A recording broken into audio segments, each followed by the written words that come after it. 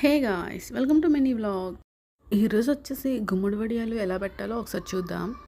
First బూడిద గుమ్మడికాయని బాగా wash చేసి పెట్టుకొని చిన్న చిన్న పీసెస్గా కట్ చేసి పక్కన పెట్టుకోవాలి. అందులో ఉప్పు పసుపు వేసి 1 అవర్ పాటు పక్కన పెట్టేసి 1 అవర్ తర్వాత బాగా వాటర్ అంతా స్క్వీజ్ అయ్యేలాగా స్మాష్ చేసుకొని ఒక క్లాత్లో వేసుకోవాలి. క్లాత్లో బాగా కట్టేసిన తర్వాత దాని మీద ఏదైనా వెయిట్ పెట్టి ఓవర్ నైట్ అంతా వదిలేసేయాలి. మార్నింగ్ లేచి చూస్తే అందులో ఉన్న వాటర్ అంతా స్ట్రెయిన్ అయిపోతుంది.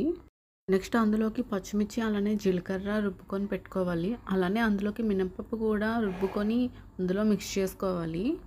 మనం ఫస్ట్లోనే సాల్ట్ వేస్తాం కాబట్టి మనం సరిపోకపోతేనే నెక్స్ట్ చూసుకొని వేసుకోవాలి. సో ఫైనల్గా వడియాలు పెట్టేసుకోవడమే. దాన్ని ఫ్లాట్గా పెట్టకుండా ఒక లెమన్ సైజులో పెట్టుకోవాలి.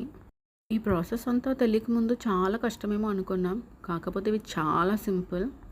నచ్చితే లైక్ చేసేయండి.